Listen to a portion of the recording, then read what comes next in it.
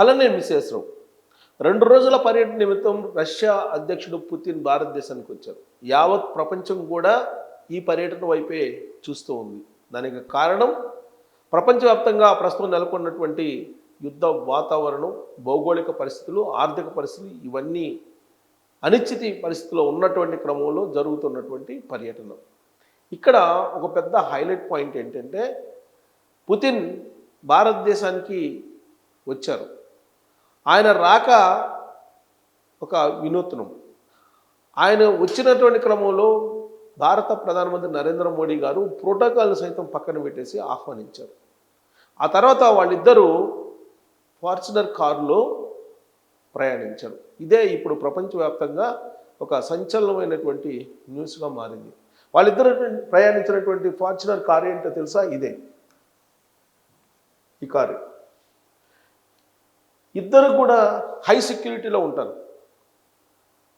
Russia అధ్యక్షుడు పుతిన్కి అయితే ప్రత్యేకమైనటువంటి విమానం, ప్రత్యేకమైనటువంటి కారు ఇవన్నీ ఉంటాయి. రష్యా నుంచి కారుని తీసుకొస్తారు. ఏ దేశానికి వెళ్ళినా కానీ రష్యా నుంచి ఆ కార్ని ముందుగానే అరేంజ్ చేస్తారు. రష్యా నుంచి ఆ కార్ని తీసుకెళ్ళి ఆ కారులోనే ఆయన ప్రయాణిస్తారు. అలస్కా సెనెట్ అనే పేరు ఆ కారుకి. ఆ కారులోనే ఆయన ప్రయాణిస్తారు. అది మందుపాత్రలు పేల్చినా, లేదంటే స్నైపర్లను పేల్చినా, లేదంటే క్లైమోర్ మైన్స్ పేల్చినా ఏమీ కాదు. అంత భద్రత ఉంటుంది. పైగా పుతిన్ యొక్క రక్షణని ఫెడరల్ సర్వీసెస్ వాళ్ళు తీసుకుంటారా, రష్యా ఫెడరల్ సెక్యూరిటీ సర్వీస్ వాళ్ళు తీసుకుంటారు. మొత్తం వాళ్ళ నిబంధనలకు అనుగుణంగా ముందుగానే ఏర్పాట్లు చేసుకుంటూ ఉంటారు. అందుకే ప్రత్యేకమైనటువంటి నిఘా బృందం, ప్రత్యేకమైనటువంటి రక్షణ టీం మొత్తం కూడా 2 రోజుల క్రితమే రష్యా నుంచి భారతదేశానికి వచ్చింది. ఆయన విడుదల చేసేటువంటి హోటల్ దగ్గర నుంచి ఆయన ప్రయాణించేటువంటి ప్రతి మార్గంలో 5 అంచెల భద్రతా వ్యవస్థను ఏర్పాటు చేశారు. వాటన్నిటినీ కాదని ఈ ఫార్చునర్ కారులో ప్రయాణించారు. నరేంద్ర మోడీ గారు ఈ ఫార్చునర్ కార్ని అరేంజ్ చేశారు. ఆ ఫార్చునర్ కారులో వీళ్ళిద్దరూ ప్రయాణించారు.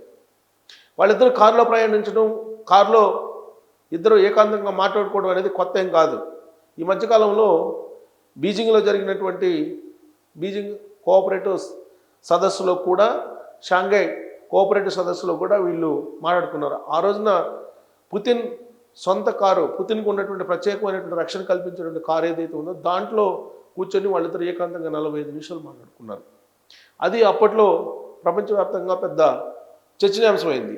ఇప్పుడు ఫార్చునర్ కారులో ప్రయాణించారు. ఫార్చునర్ కార్లు ఎందుకు ప్రయాణించారు? ఒక ఎస్యూవి సాధారణమైనటువంటి కారు. అది హై అండ్ సెక్యూరిటీ తోటి నిర్మించినటువంటి కార్లు ఉండగా ఇద్దరికీ కూడా మరి ఎందుకు ఈ కారులో ప్రయాణించారు? అమెరికా, యూరప్ దేశాలు తయారు చేసినటువంటి కార్లలో ప్రయాణించకూడదు, ప్రయాణించము అని చెప్పి సంకేతం ఇవ్వడానికి, లేదంటే అమెరికా, యూరప్ దేశాలు రష్యా మీద ఆంక్షలు విధించిన దానికి నిరసనగా జపాన్ బేస్డ్ ఈ టయోటా కార్లో వాళ్ళు ప్రయాణించారు అని చెప్పి ఇప్పుడు సోషల్ మీడియాలో కానీ మెయిన్ మీడియాలో కానీ వస్తున్నటువంటి news. Toyota car Fortuner sigma MT model. ఇది 2024లో మహారాష్ట్రలో దీన్ని రిజిస్ట్రేషన్ చేశారు. దీని ఫిట్నెస్ వచ్చేసి 2039 వరకు ఉంటుంది. ఈ కారులో నరేంద్ర మోడీ గారు పుతిన్ ప్రయాణించారంటే దానికి ఖచ్చితంగా అర్థం ఉంటుంది. అర్థం లేకుండా మాట్లాడరు, ప్రయాణించరు. సో ఈ కార్ నెంబర్ కూడా ఇది మహారాష్ట్రలో రిజిస్టర్ చేశారు. MH01EN5795. ఇది ఆ కారు నెంబరు. ఈ కారులో వాళ్ళిద్దరు ప్రయాణించారు. జపాన్ తయారు చేసినటువంటి కారు, అంటే యూరోప్ కంట్రీస్, అమెరికా తయారు చేసినటువంటి కార్లు ఉన్నాయి. చాలా పగడ్బందీగా సెక్యూరిటీతో ఉన్నటువంటి కార్లు ఉన్నాయి. వాటన్నిటిని పక్కన పెట్టి టయోటా కార్ని, అంటే జపాన్ తయారు చేసినటువంటి జపాన్ బేస్డ్ టయోటా కార్ను మాత్రమే వాడి ఇప్పుడు ప్రపంచవ్యాప్తంగా కూడా వీళ్ళు ఒక పెద్ద చర్చనీయాంశంగా మారారు ఈ కారులోది. సో ఇదంతా ఒక ఎత్తు అయితే, భారతదేశానికి వచ్చినటువంటి పుతిన్ ఇప్పుడు రాష్ట్రపతి భవన్కు వెళ్తున్నారు. రాష్ట్రపతి భవన్లో ప్రత్యేకమైనటువంటి విందు ఏర్పాట్లు చేశారు. ఆ తర్వాత హైదరాబాద్ హౌస్లో ఇరు దేశాల మధ్య ద్వైపాక్షిక రక్షణ ఒప్పందాలు ఇవన్నీ కూడా చేసుకోబోతున్నారు. సుమారుగా 25 ఒప్పందాలు చేసుకోబోతూ ఉన్నారు. అమెరికా ఆంక్షలు విధించినప్పటికీ, ఆర్థికంగా ఎంత నష్టం చేయాలి భారతదేశానికని ప్రయత్నం చేస్తున్నప్పటికీ కూడా రష్యాతోటే ఉంటాము అని చెప్పి క్లియర్గా భారత ప్రధానమంత్రి భారతదేశం సంకేతాలు ఇచ్చింది.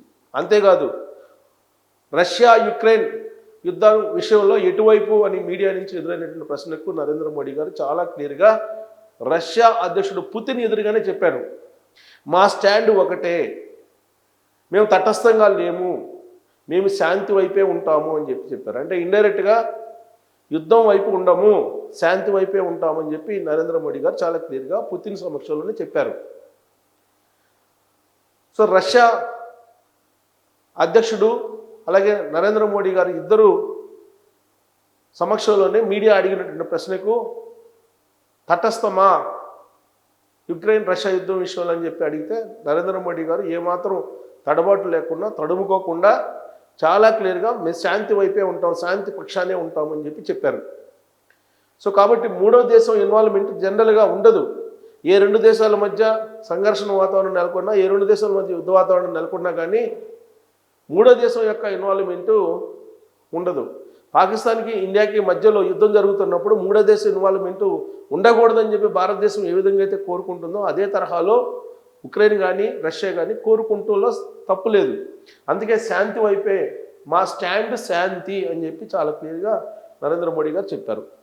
ఇక హైదరాబాద్ హౌస్లో పుతిన్ అలాగే నరేంద్ర మోడీ గారి సమక్షంలో కీలకమైనటువంటి 25 ఒప్పందాలు జరగబోతున్నాయి. ఇరు దేశాల మధ్య ద్వైపాక్షిక ఒప్పందాలు, వాణిజ్య ఒప్పందాలు, రక్షణ ఒప్పందాలు, సాంకేతికపరమైనటువంటి టెక్నాలజీ ఒప్పందాలు ఇవన్నీ కూడా జరగబోతున్నాయి.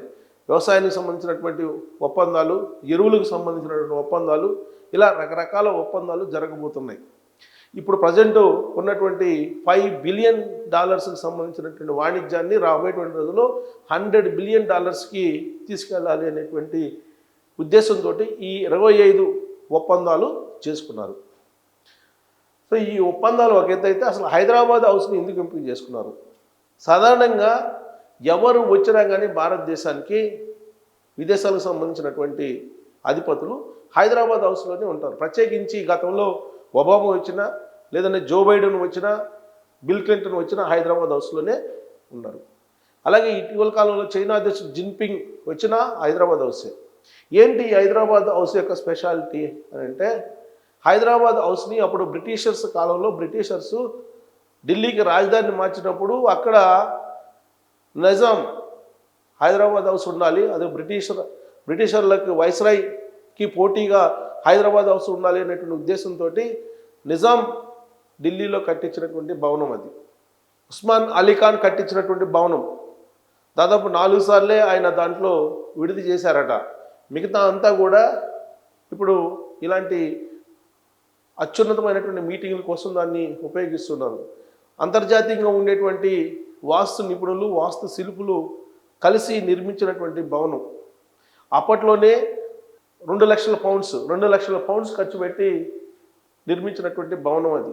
దాదాపు దాంట్లో గదులు 38 గదుల వరకు ఉంటాయి. ప్రత్యేకమైనటువంటి ఏర్పాట్లు, ప్రత్యేకమైన అలంకరణలు అన్నీ కూడా ఉంటాయి హైదరాబాద్ హౌస్లో. ఇప్పటికీ హైదరాబాద్ హౌస్ అని అంటే నిజాం గుర్తొస్తూ ఉంటాడు. అలా ఆ హౌస్లోనే ఇప్పుడు కీలకమైనటువంటి సమావేశాలు, ఇటు భారతదేశానికి ఇటు రష్యాకి మధ్య జరిగిన సమావేశాలు, ఒప్పందాలు జరుగుతూ ఉన్నాయి.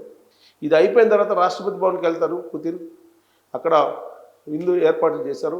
ఆ తర్వాత ఆయన రష్యాకి వెళ్తారు. సో కాబట్టి మొత్తం వీళ్ళిద్దరూ సమావేశం ఏ విధంగా జరుగుతుంది అనేది అమెరికా నిఘా వర్గాలు కూడా కన్నేసి చూస్తున్నాయి. పక్కనే ఉన్నటువంటి పాకిస్తాన్ కానీ ఇవన్నీ కూడా నిఘా వర్గాలు అబ్జర్వ్ చేస్తున్నాయి. ప్రతి అడుగులో అటు భారతదేశం ఇటు రష్యా ఎటు దిశగా వెళ్తూ ఉన్నాయి, ఎటు దిశగా అడుగు వేస్తున్నాయి అనేది నిశ్చితంగా పరిశీలిస్తున్నాయి. ప్రత్యేకించి ట్రంప్ రష్యా ఇండియా గురించి అనేక రకాలుగా మాట్లాడారు. రష్యా ఇండియాది డెడ్ ఎకానమీ, ఆ రెండు మునిగిపోయేటువంటి పడవలు అని చెప్పి కామెంట్ చేశారు. ఇప్పుడు ఈ రెండు దేశాల మధ్య జరుగుతున్నటువంటి ఒప్పందాలు ఏవైతే ఉన్నాయో వీటి వైపు చూస్తూ ఒక రకంగా కుళ్ళిపోతూ ఉన్నాడు ట్రంప్. ఒక రకంగా చెప్పాలంటే ట్రంప్ ఎక్కి ఎక్కి ఏడ్చేటువంటి పరిస్థితి ఈ సమావేశాన్ని చూసిన తర్వాత. సో ఫార్చునర్ ద్వారా ఒక సంకేతాన్ని పంపించారు. ఏ సంకేతాన్ని పంపించారు? యూరప్ కంట్రీస్, అమెరికా, రష్యా మీద ఆంక్షలు పెట్టినప్పటికీ మేము రష్యా వైపు ఉన్నాము అని చెప్పి క్లియర్గా జపాన్, ఇండియా మేమంతా రష్యా వైపు ఉన్నాము అని చెప్పేటువంటి సంకేతంలో భాగంగానే ఫార్చునర్ కార్ని వాడారని చెప్పి ఇప్పుడు నేషనల్ మీడియాలో, ఇంటర్నేషనల్ మీడియాలో వస్తూ ఉంది. మరి మీకు ఏమనిపిస్తుంది? ఆ కారు వాడడం వెనక ఉన్నటువంటి ఉద్దేశం అనేది ట్రోల్ చేయొచ్చు. Thank you.